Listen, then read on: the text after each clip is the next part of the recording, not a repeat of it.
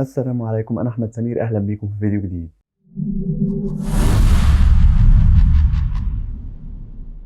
النهارده هحلل عرض فرايدي نايت سماك داون، بس قبل ما نبدأ عايزك تشترك في القناة لو مش مشترك وتعمل لايك للفيديو ويلا بينا نبدأ. طبعا بدأ العرض بملخص للي حصل يوم الخميس في راس المنيا الكيك اوف شو. طبعا شفنا اللي حصل يوم الخميس إن رومان قال إن أنا هختار ذا روك قال إن أنا عايز ألعب رومان. كودي جه قال محدش هيختار إلا أنا وأنا هلاعب رومان رينز. جه سيس رولينز واتكلم برضو شوية معاهم. ذا روك جه وقال لي كودي رودز انت ازاي تغلط في عيلة رومان؟ عيلة رومان دي عيلتي ويبقى انت بتغلط في عيلتي انا كمان. وضرب كودي رودز بالقلم على وشه. بعد كده جه كودي رودز يتدخل ويضرب ذا روك، لكن سيس رولينز اتدخل ما بينهم وبرضه كان بيحاول ان هو في صف كودي رودز. وشفنا طبعا ان ذا روك قال لي بو تريبل اتش صحح الاوضاع اللي انت عملتها دي وسابهم ومشي، وده كان اللي حصل يوم الخميس في الكيك اوف بتاع راس المنيا. وندخل في عرض سماك داون الليله دي. تريبل اتش دخل ليه الحلبه وكان في مستنيه اتنين، نيك الدس وادم بيرس. اتكلم تريبل اتش وقال اللي انتوا شفتوه يوم الخميس ده كان مجرد البدايه لطريق راس المنيا. وقررت ان انا شفت يوم الخميس بعد ما العرض بتاع كيك اوف انتهى، شفت الناس متلخبطه كتير ومش عارفه ايه اللي بيحصل. انا عايز اقول للناس كلها ان رومان رينز هيلاعب كودي رودز على الاندسبيوتد دبليو دبليو يونيفرسال تشامبيونشيب في المين ايفنت في راس المنيا. واللي مش عاجبه الكلام ده آه، ما يهمش اللي انت يعجبك ولا لا، وبيلقح طبعا على ذا روك لان قال it doesn't matter if you like it or not. فبيستخدم جملة ذا روك يعني. فكده تحدي مباشر من تريبل اتش لذا روك ان هو ما عملش الكلام اللي قالوا عليه ذا روك ان هو يصلح الامور. فتريبل اتش قال ان مهما كان انت مين ومهما كان انت بتقعد في انهي مكان، انا هنا اللي باخد القرار وانا المسؤول عن المباريات دي. وقال لي نيك ألدس يكمل هو كلامه. دخل نيك ألدس بالمايك طبعا معاهم وقال بالنسبة لي سيس رودنز وطريقه لراس المنيا هنحدد مين اللي هيلعبه في مباراة إليمينيشن تشامبر في عرض إليمينيشن تشامبر الجاي. اللي هينافسوا في المباراة دي ادم بيرس هيعلنهم. اتكلم ادم بيرس وقال المنافسين على المباريات التأهيلية للإليمينيشن تشامبر هم 12 منافس، وهم راندي أورتن، برونسون ريد، كيفن أوينز، لوجان بول، اي جي ستايلز، زاميز، بوبي لاشلي، ايفار، درو ماكنتاير، سامي زين، دومينيك ميستيريو، وال اي نايت. والمباريات التأهيلية دي هتبدأ دلوقتي حالا. واول مباراه معانا درو ماكنتاير ضد اي جي ستايلز. علشان يدخل درو ماكنتاير ومعاه مايك ويقول للجماهير احنا شفنا ان كودي رودز فاز بالرويال رامبل وقرر قرار ان هو ما يلعبش رومان على اللقب بتاعه في راس المنيا، لكن انا اتدخلت الاسبوع اللي فات وضربت كودي رودز وخليت ان هو يرجع له عقله وهيكمل اخيرا قصته اللي احنا عايزينه يكملها. فانتوا المفروض تشكروني فالعفو على اللي انا عملته ده. فدخل اي جي ستايلز وقبل ما يبداوا مباراتهم التأهيلية للإليمينيشن تشامبر يدخل ال اي نايت ويقعد على طاولة التعليق ويعلق على المباراة. ولعبوا مباراة كويسة جدا الاتنين. شفنا في أثناء المباراة نزلوا جنب الحلبة ويروحوا لطاولة التعليق علشان ال اي نايت يفتح ازازة المية ويقلبها على الجنب كده على اساس ان هو مش واخد باله يعني. فالمية تقع على اي جي ستايلز. يجي من ورا اي جي ستايلز درو ماكنتاير يضرب اي جي ستايلز اي جي ستايلز يزق معاه ال اي نايت. فيتضايق طبعا ال اي نايت. يطلعوا اي جي ستايلز ودرو ماكنتاير للحلبة علشان يحاول اي جي ستايلز ان هو يعمل تثبيت سريع. فيطلع ال اي نايت ويحاول يعتدي على اي جي ستايلز، لكن حكمة المباراة تقف ما بينهم ويلخم الحكمة ان هي تشوف التثبيت بتاع اي جي ستايلز على درو ماكنتاير. يقوم اي جي ستايلز ويضرب ال اي نايت علشان يلف وراه يلاقي كليمور من درو ماكنتاير، وبعد كده يعمل تثبيت درو ماكنتاير ويفوز بالمباراة علشان يكون أول المتأهلين للإليمينيشن تشامبر. بالنسبة لقصة التشامبر، فكرة حلوة طبعا وكويسة إن هي اللي هيفوز من المباراة التشامبر هيقابل سيث رولينز، وده اللي كان متوقع. لكن بالنسبة لقصة رومان وذا روك وتريبل اتش وكودي رودز، انا حاسس ان هو الاول كانوا عايزين يعملوها ذا روك ضد رومان رينز، لكن لقوا ان الجماهير مش عاجبها الكلام ده وعملوا هاشتاج وي وونت كودي، فبالتالي غيروا الامور وحاولوا ان هم يخلوا اللي الجمهور عايزه وهم يعملوه. فبالتالي عملوها كشغل ان هو ده كان فعلا احنا مخططين له من الاساس وكده، لكن للاسف هم مش ما كانوش مخططين لكده من الاول.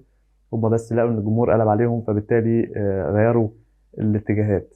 لكن ما اعتقدش خالص ان السيناريو من الاول ان كودي يلاعب رومان وزاروك دخل علشان ايه يعني يحمس الناس لعداوة رومان وكودي. ما اعتقدش خالص. انا شايف زي ما قلت ان هو كان عايز يلعب فعلا رومان، لكن لقى ان الجمهور مش عايزينه، وحتى في اثناء العرض قالوا روكي ساكس. فيعني خلاص الجمهور خلاص قلب جدا على ذا روك. هو اصلا بشخصيه هيل شرير جامد يعني. ف وخصوصا ان هو كمان في السلطه في شركه تي كي او، فلاعب الدور كويس. بعد كده نروح خلف الكواليس لسامي زين اللي بيتكلم، والمذيعة بتسأله بتقول له ايه طريقك لراس المنيا؟ قال لها ان انا هلاعب، طلع ان انا هلاعب راندي اورتن الليلة دي على مباراة تأهيلية، وانا عارف ان الطريق بتاع راس المنيا ليا صعب جدا. انا المفروض ان انا افوز على واحد بحجم راندي اورتن فايز بيه 13 لقب عالم، ومش بس كده، حتى لو فزت عليه الليلة دي اروح لي اليمينيشن شامبر وافوز ضد ضد 5 تانيين معايا في المباراة، منهم درو ماكنتاير اللي اتأهل. فالمباراة هتكون صعبة والطريق صعب، لكن أنا عارف كده وهركز في طريقي وهوصل لراس المنيا زي السنة اللي فاتت.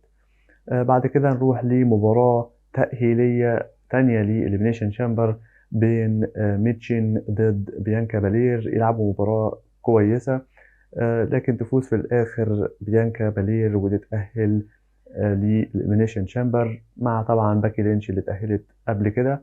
بعد كده نروح خلف الكواليس لتريبل اتش واقف في المكتب ويدخل عليه برون بريكر يقول له ان انا جاي لي عرضين، واحد من رو واحد من سماك داون، ومحتار بصراحة مش عارف اختار مين.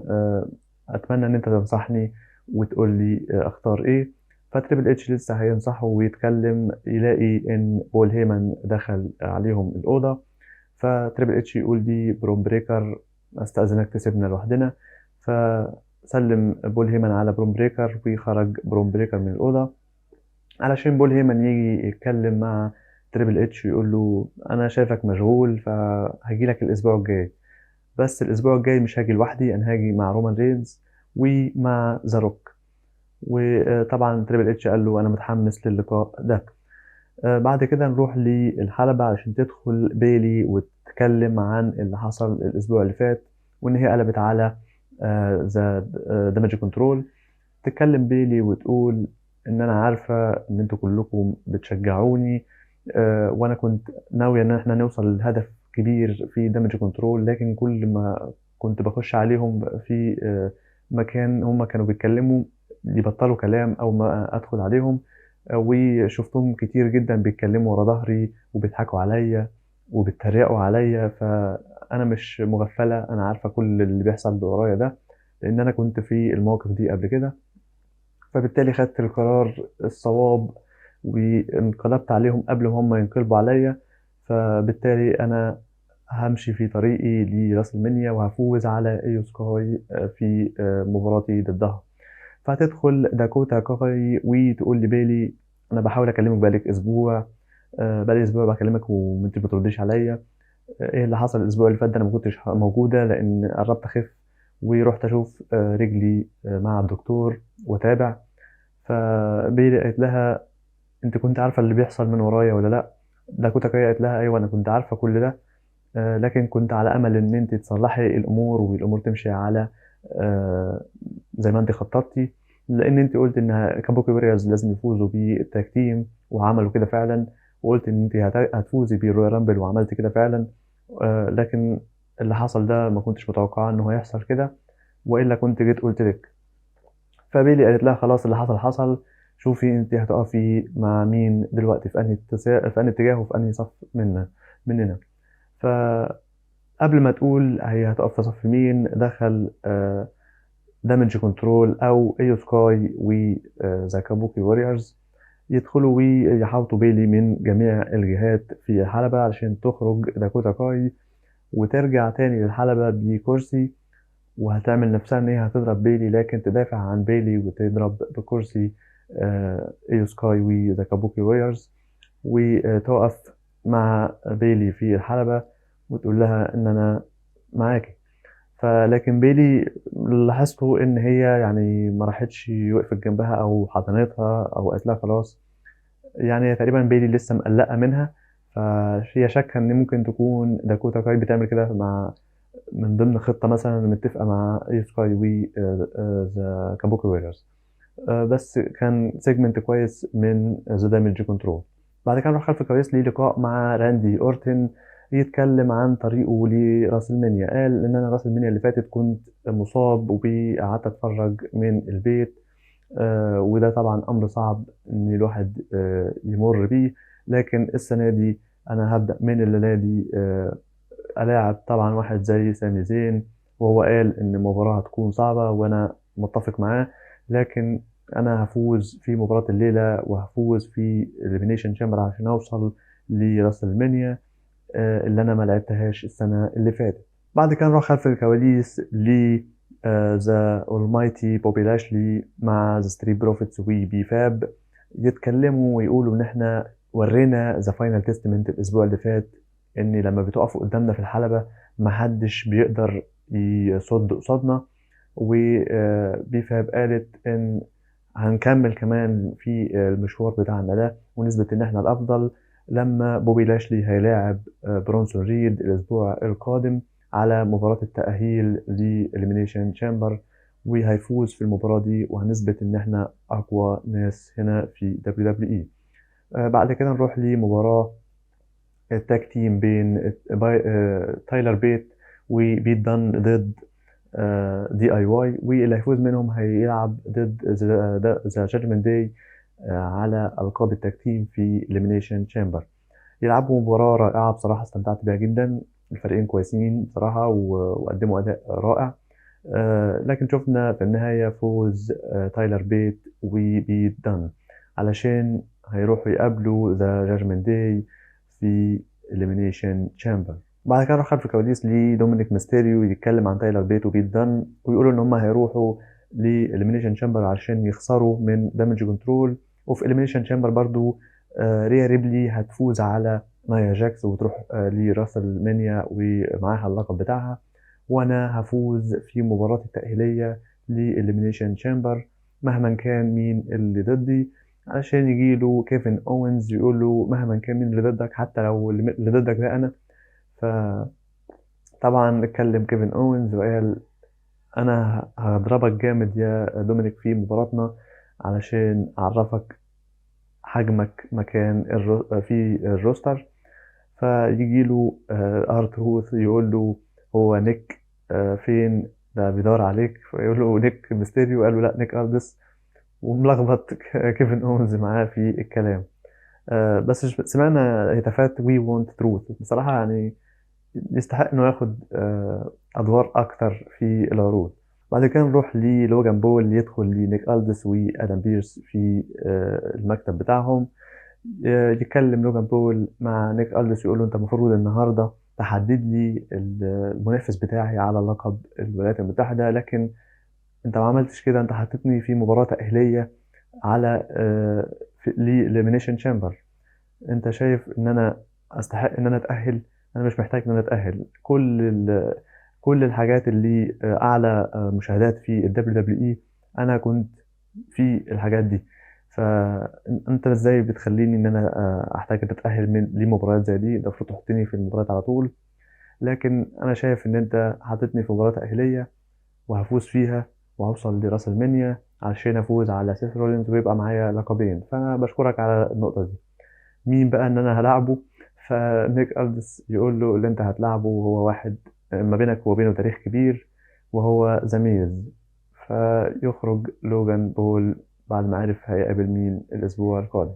وتحدد في عرض رو الجاي بوبي لاشلي هيلاعب برونسون ريد في مباراة تأهيلية للإليمينيشن شامبر، ومباراة أخرى برضو بين ال نايت ضد ايفار. أما سماك داون القادم فهيكون لوجان بول ضد ذا ميز في مباراة تأهيلية للإليمينيشن شامبر، والمباراة الأخرى هي كيفن أوينز ضد دومينيك ميستيريو.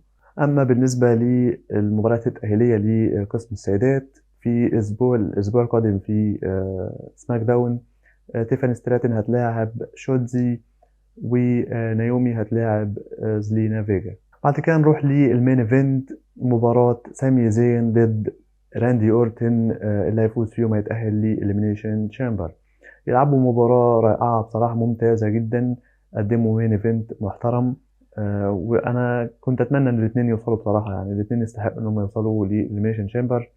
لكن شفنا في النهاية ار كي او يخطفوا راندي اورتن ويثبت سامي زين ويفوز في المباراة علشان يبقى تاني المتأهلين لإليمينيشن شامبر مع درو ماكنتاير. وهو بيحتفل راندي اورتن يلاقي درو ماكنتاير دخل له الحلبة، ويقفوا الاثنين قصاد بعض يحمسوا لمباراة الإليمينيشن شامبر، وينتهي عرض سماك داون على كده. عرض كويس بصراحة يعني، بيحاولوا إن هم يصححوا الأمور والأخطاء اللي حصلت قبل كده.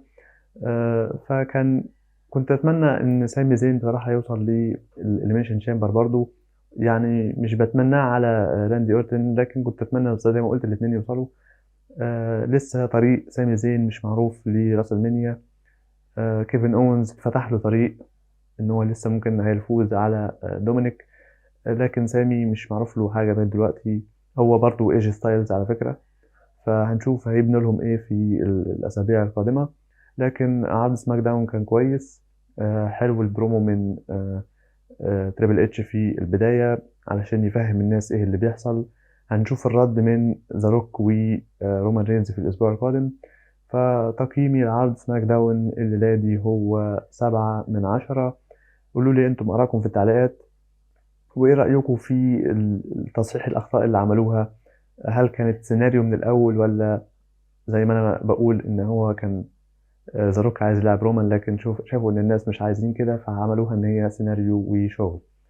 فبس ده كان كل اللي عندي الفيديو النهاردة. اشترك في القناة لو مش مشترك، واعمل لايك للفيديو. وكان معاكم أحمد سمير، أشوفكم إن شاء الله في فيديو جديد. سلام.